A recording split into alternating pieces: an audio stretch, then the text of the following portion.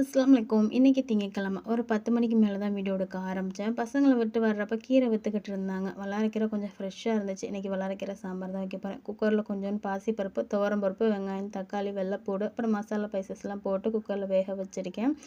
சந்தையில வாங்குன கத்திரிக்காய் இருந்துச்சு. ஏதாவது குழம்புல போட்டு குடுத்தா கூட பசங்க ஒதுக்கி வச்சுருவாங்க. ஆனா கொஞ்சம் ஃப்ரை பண்ணி தவா ஃப்ரை பண்ணி குடுத்தோம்னா ரொம்ப விரும்பி சாப்பிடுவாங்க. அதுக்காக கொஞ்சம் காஷ்மீர் சில்லி, இஞ்சி பூண்டு பேஸ்ட்டு, கரம் மசாலா, மஞ்சத்தூள், மல்லித்தூள்லாம் போட்டுட்டு கடைசியா வந்து அரிசி மாவு மிக்ஸ் பண்ணி ஊற வச்சிருக்கேன்.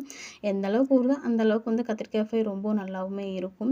இந்த கீரை சாம்பார் கொஞ்சோண்டு வந்து சாம்பார் பொடி இல்லைன்னு வச்சுக்கோங்களேன், அந்த மாதிரி பெருங்காயத்தூள் ஆட் பண்ணிக்கிட்டா ரொம்பவும் டேஸ்ட்டாக இருக்கும். சைட் பை சைட் பொரிச்சும் எடுத்துக்கிட்டேன். குக்கிங் எல்லாம் முடிச்சதுக்கப்புறம் வந்து ஈவினிங் வந்து ஏதாவது பழம் வாங்கிட்டு வருவோம். சந்தையில் பழமே வாங்கலையா, ஏதாவது வாங்கலாம்னு சொல்லிட்டு அஸ்கரையும் கூட்டிகிட்டு போனேன். அது தப்பாக போச்சுங்க. எனக்கு வந்து இந்த கொடிக்காய் வாங்கணும்னு ஆசை. அஸ்கர் பார்த்தீங்கன்னா எனக்கு ஸ்ட்ராபெரி தான் வேணும்னு சொல்லி வாங்கிட்டு வந்தான்.